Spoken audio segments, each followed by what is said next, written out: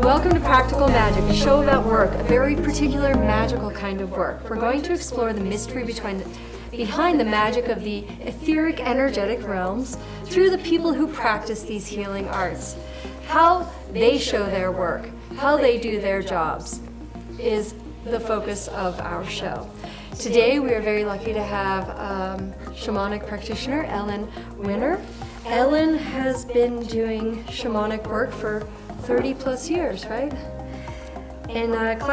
She has 30 years of experience in classic shamanic healing techniques, including extraction, soul retrieval, power animal retrieval, depossession, divination, and death and dying. Is that nail it? Thank you for being here, Ellen. It's such a treat. Thank you.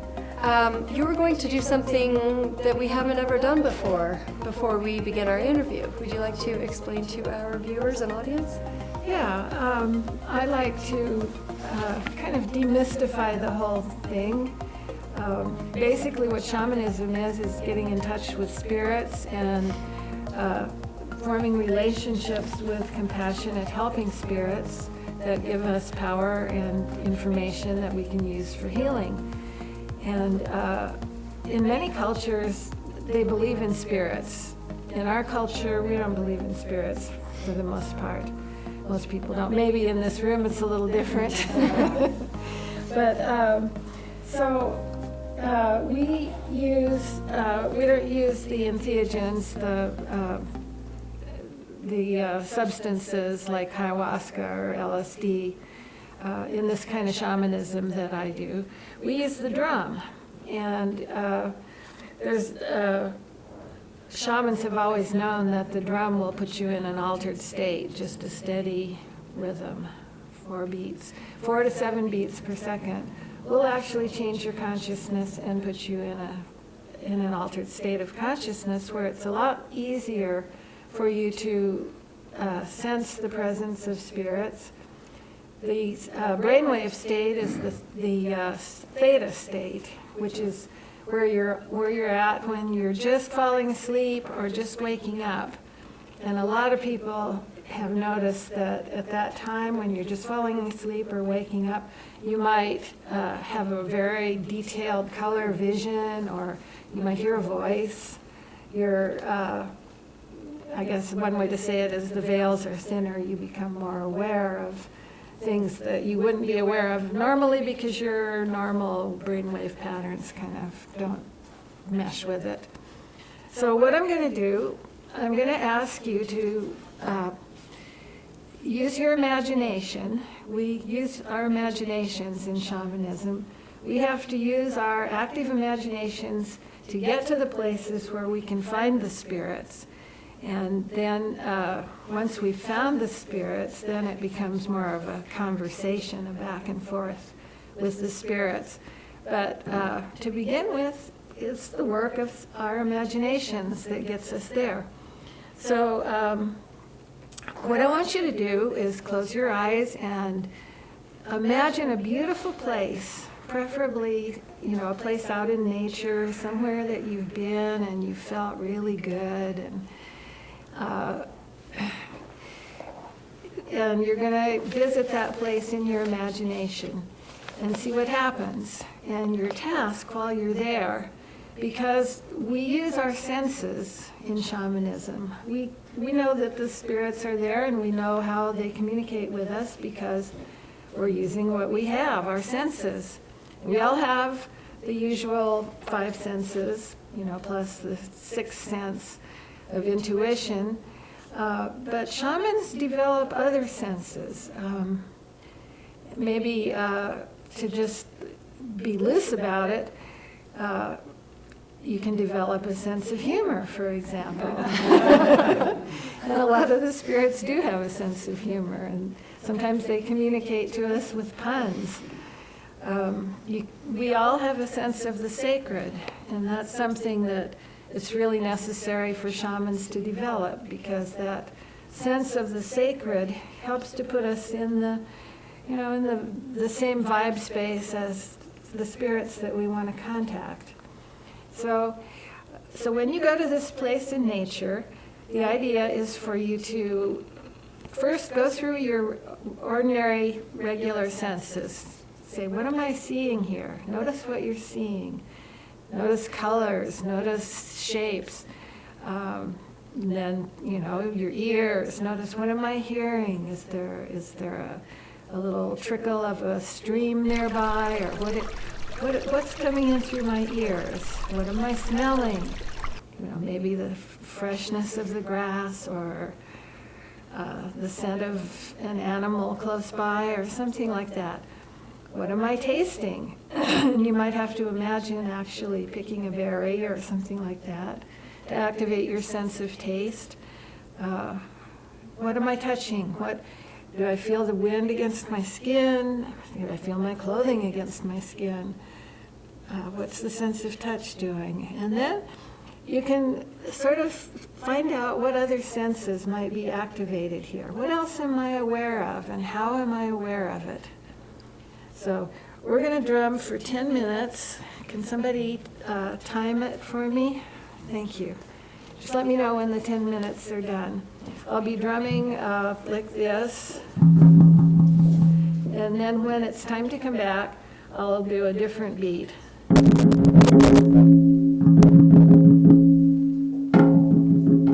do that 4 times, and then I'll do really fast. And when I'm doing it really fast, come back. That's your signal to come back into the room and into your ordinary life. Okay, ready? Here we go.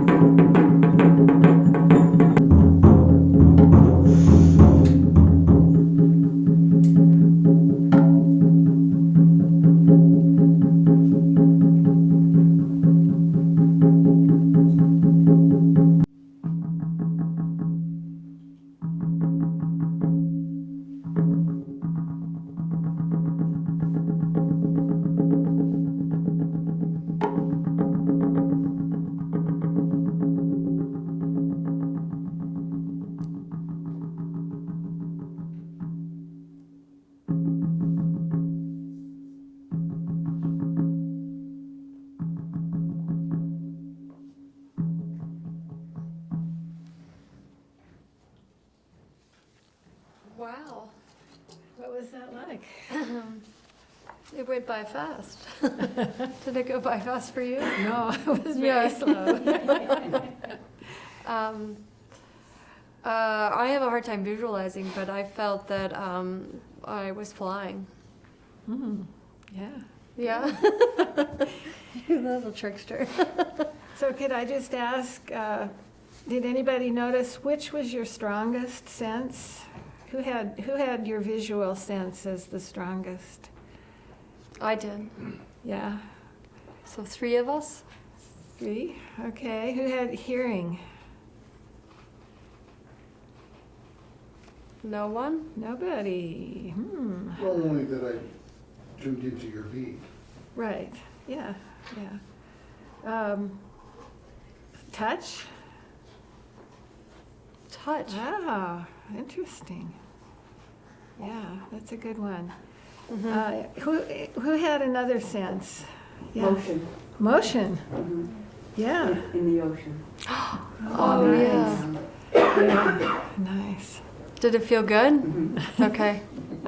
Yeah, no, I wasn't drowning. Right. You were on the surface. Yeah, good. What did you feel while you were doing that? Well, I was doing my own thing. I wasn't doing that journey. Right. I was just trying to send out good vibes. Right. I think it worked. Thank you. Well, we'll start our interview now. Ellen, how would you describe your work? How did you get started as a shaman? Oh, I was always kind of a seeker and read a lot of books and stuff.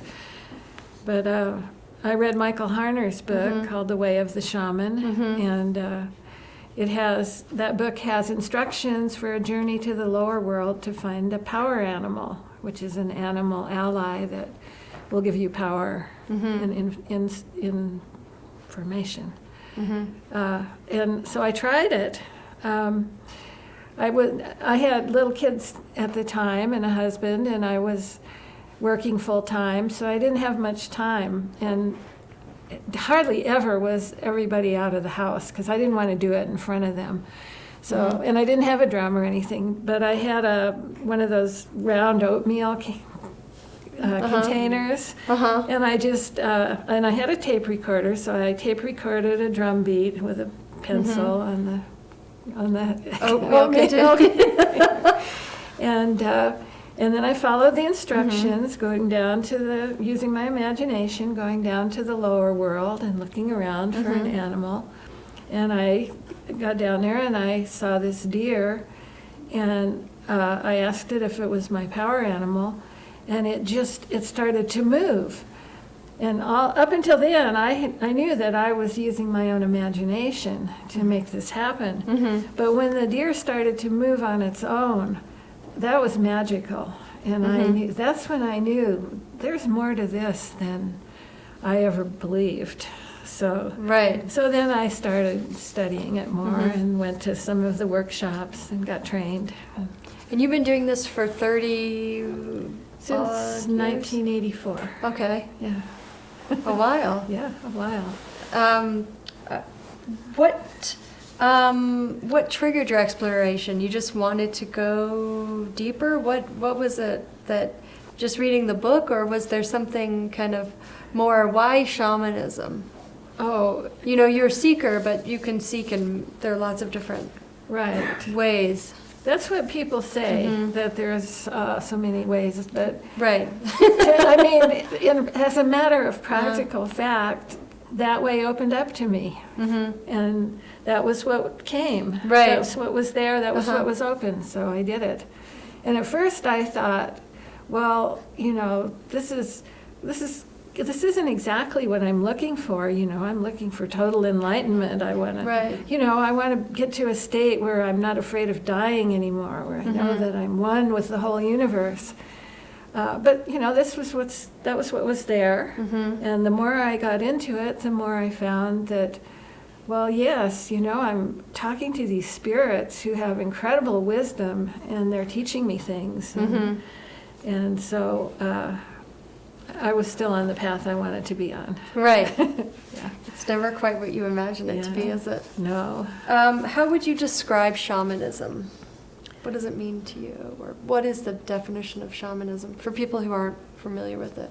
Well, it's contacting spirits, compassionate helping spirits to get information and power for healing, and not only healing bodies, but healing bodies and minds and emotions, and healing communities, and healing anything in need of healing. Right. Yeah. That would be a shaman. Yeah. How do you get in the flow for your work? Do you still use drums for your work, or what's your process for you? Oh, to get, well, that's, usually when I'm expecting a client, I do a little bit of work to get the room ready. Right. I kind of do some mantras and call some spirits and so on. And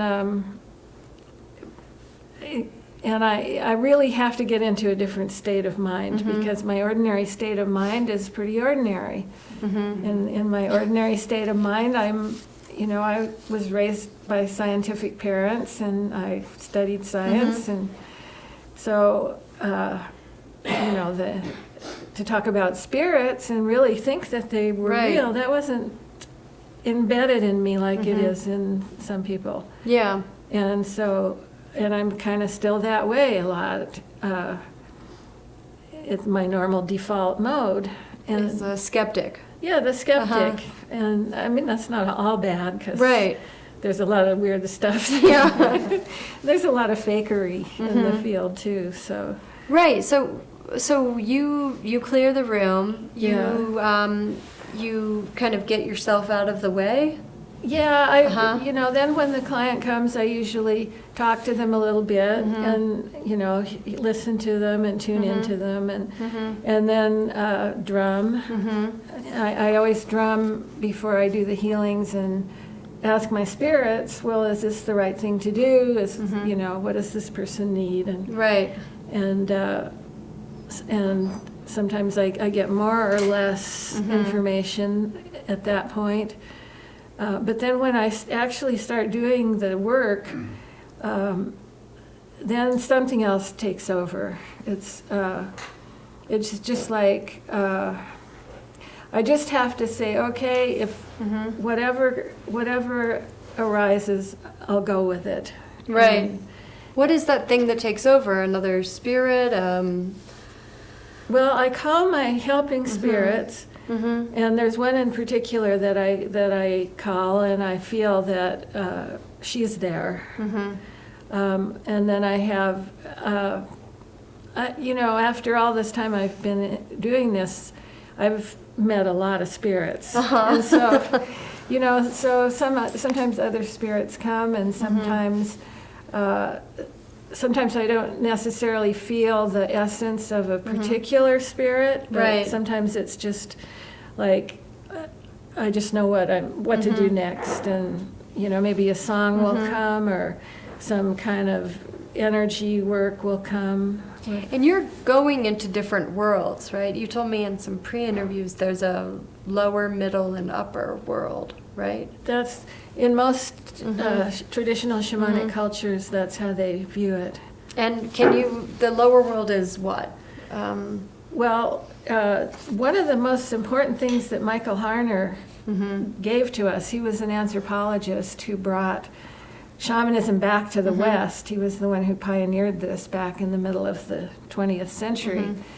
And I don't know if his first book talks about this, but from having many, many students, thousands of students over decades and getting a lot of data, like we had to make maps of where we went on our journeys and then describe what kind of spirits we met.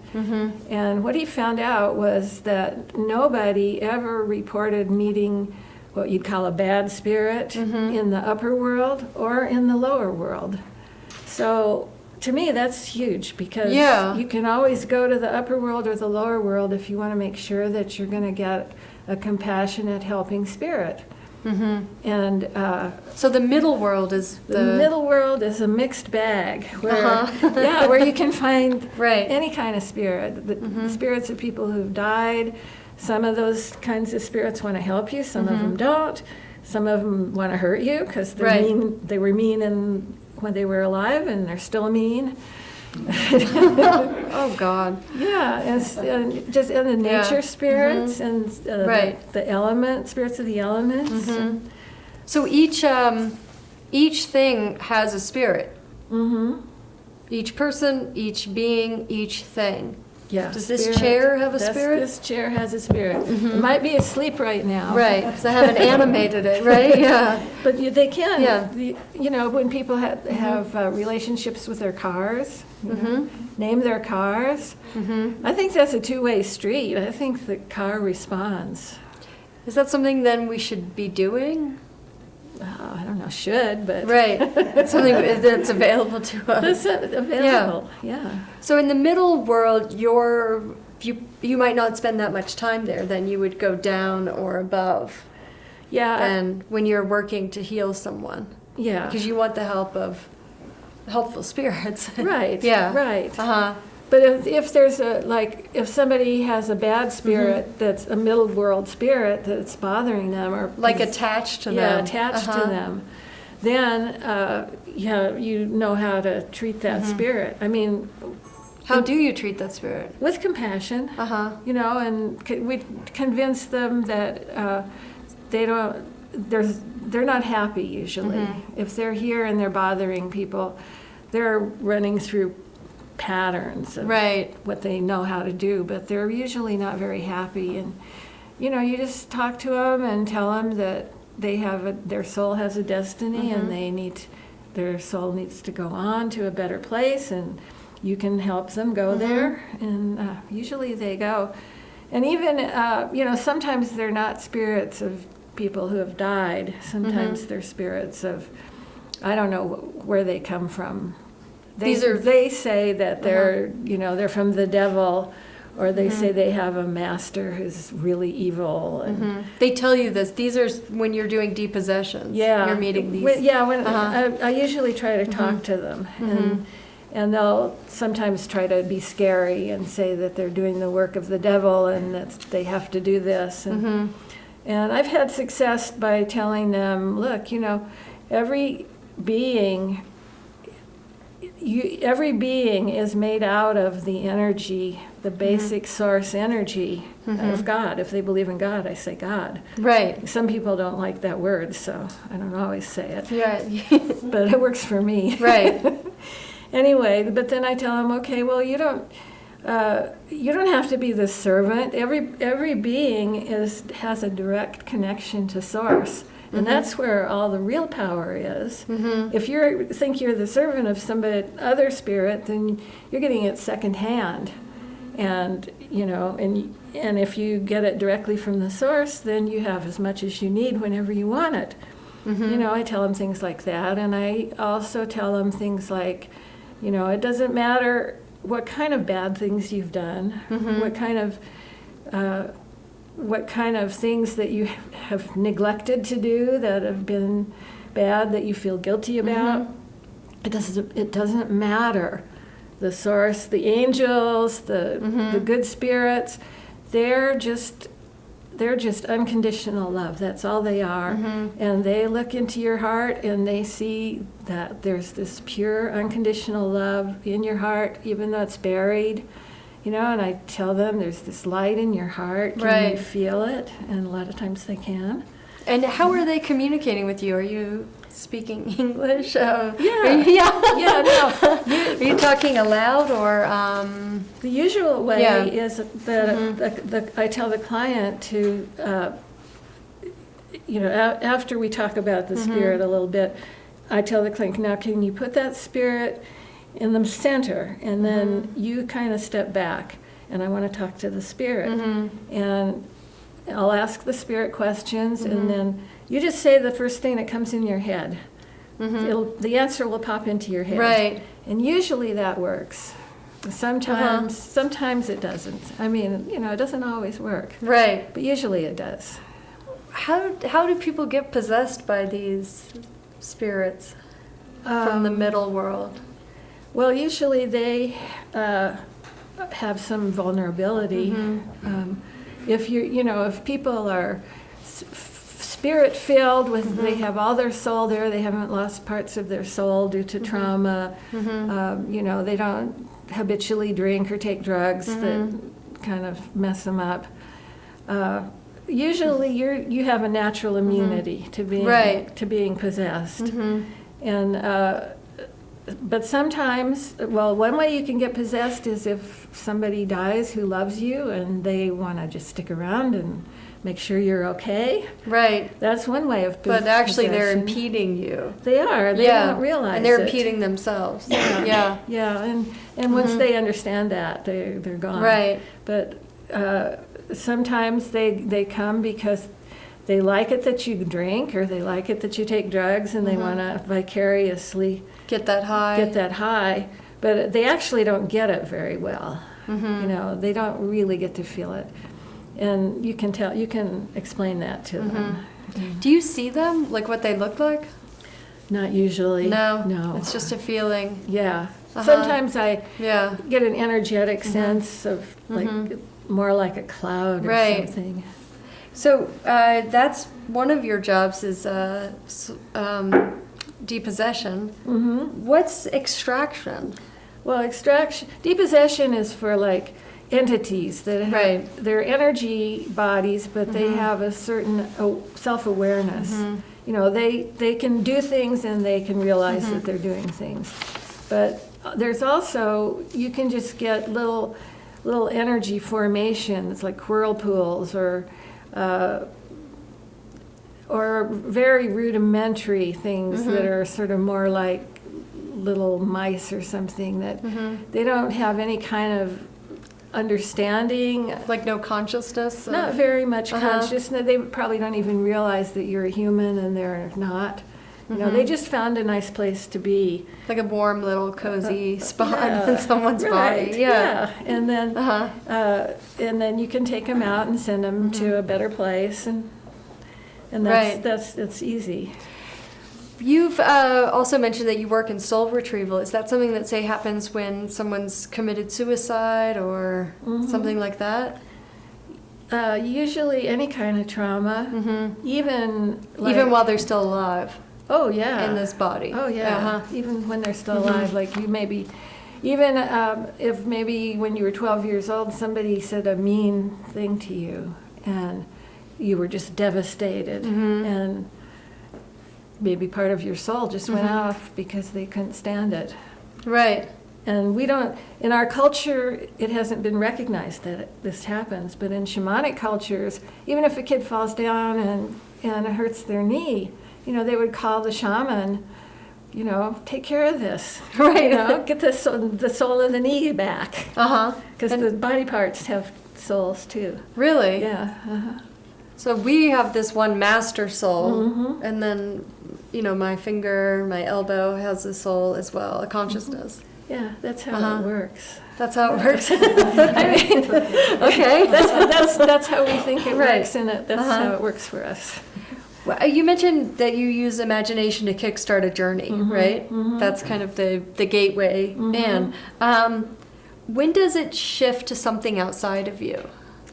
Well, usually you make that decision. Right. Like you get to the spirit and you want to ask it a question or ask it to come and merge with you so you can use its power. That means that you're stepping back and you consciously step back. And like just if you're asking a question, it's just like you're asking another person a question. And you don't, when you ask another person a question, you don't sit there and say, oh, I got to think up the answer real quick. You know, you just Right. open your mind and let the answer come. And that's the same with the spirits. You just stop imagining. You don't know what they're going to say. How do you trust that what you're experiencing is real? Oh, you never do. You never do? I No? never do. There's that part of you that's always like, There's- this is... But you know, when people, when over and over and over, people say, and anybody that does spiritual work knows this, over and over and over, you see results, you see it confirmed. And so, well, it wasn't just me. Yeah. How, there are the three worlds or levels. How can we journey into them if we lay people? Is there a way that we can enter these worlds? Oh, yes. I mean, there's a lot that's been written about it. Yeah. Michael Harner's book, The Way of the Shaman. And that tells you how to go to the lower world. He's written another one called Cave and Cosmos, and in the back it's got instructions for going both to the lower world and the upper world. Where do you like to be? Which world is your favorite? About the equal, I think. Really? Yeah. But not the middle? No, I don't do a lot in the middle world. Yeah. I get my helpers from the lower world, and then I come to the middle world and do the work. Is this right now the middle world? Yeah. Oh, jeez. Well, this is ordinary reality. Yeah. And then there's the non-ordinary reality, middle world. But they both are the dual. Okay, that makes Yeah. sense that it's the middle. It's never that great, right? Let's talk about the world of energy. You're saying that this chair it can be animated, you know, I'm going to call it energy or soul or, you know. You once said that we live in a world of energy, right? What does that mean, and how can we use that to either get what we want or heal this world, you know, on a macro level, not just ourselves, but say heal the planet so that we can continue to live here? So I guess heal ourselves. Yeah. How can we kind of use this energy?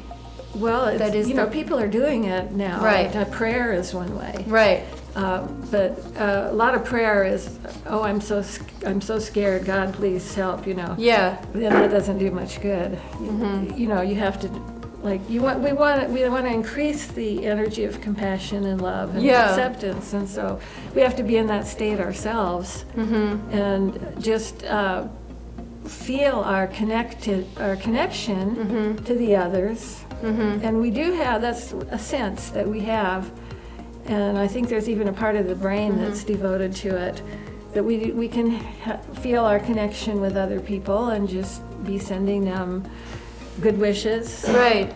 Like the Buddhist thing. Let them be happy, let them be healthy. Right. Let them be wealthy. No. I'm kidding. Let them be rich and famous. Let them be safe. Yeah. And let them flourish and strive. That's how that one goes. Well, that's nice. Let them flourish and strive. Strive. Yeah. So basically, we can work with the energies of the world if we're coming from a place where if we first raise our level, our energy, Right. so that we're like vibrating on a more compassionate, Right. less fear-based. Because you're right about that. When people pray, how often do people pray when things are going down? Yeah. Right. Right. At least for me. Yeah. Me too. How do you animate inanimate objects? Well, just by paying attention to them. Really? You know Is there that- like a That old saying, energy follows thought. yeah. And manifestation follows energy. That's, so you pay a lot of attention, think about the chair, think about the fibers, Right. how was it made, who made it, what does it experience as it's sitting there. Right. You just imagine your way into it. You kind of meld your consciousness with the rudimentary consciousness that's already there, and then I think it wakes it up a little more. All right. I'm not sure I'll do that with this chair. No, maybe my laptop or something. Maybe it'll write my next book. You told me in a pre-interview that you were on a hike with someone, a Tibetan friend, I think it was, or healer, and in the Appalachians, was it? And you walked by a pool of water, and she said that there's a water spirit in there. Oh, she just said there's a deity in there. Okay. There's a nature deity. Is that something that we should be all more aware of? Yeah. Yeah? Yeah. Okay. How would we know? Talking about the sense of the Yeah. sacred. Yeah. You just can, if you see something that looks likely that Yeah. maybe there's a deity there, just try to tune into it and see. Okay. Like a place that just feels special Yeah. might have something. Yeah. Or like a house plant. Even, yeah. Yeah. Gosh, this world is wild. Right? Okay, final question. What does enlightenment mean to you? You said you started this journey seeking it. What is it? What does it now mean to you? Well, it means that my own experience is really comfortable. I feel accepted. I feel unafraid of death because I know that the consciousness that I have is really part of the greater consciousness, and that never dies. That's eternal. And I had this vision one time that it was like the great consciousness. It's like a piece of cloth, and you twist it up and twist it up and twist it up, and it's really tight. And I was doing this with a sheet. And then there's this little point at the top where the twist stops. And I thought, well, okay, the sheet is the whole consciousness of everything. It's all one consciousness. But we twist it, and we twist it a lot because we're thinking about ourselves. We start thinking about ourselves a lot, in more and more refined ways, and pretty soon we're just so tight. Right. We don't even remember that we came from this big consciousness. But then when we die, it's like It unspools. it unspools, and then there's no trauma or anything. We just realize, oh, I'm the bigger consciousness. That's what I was all along. All right. Do you think that we regular folks can achieve some sort of enlightenment right here, right now? Mm-hmm. Yeah. Okay, thank you. Thank you so much, Ellen. This was awesome.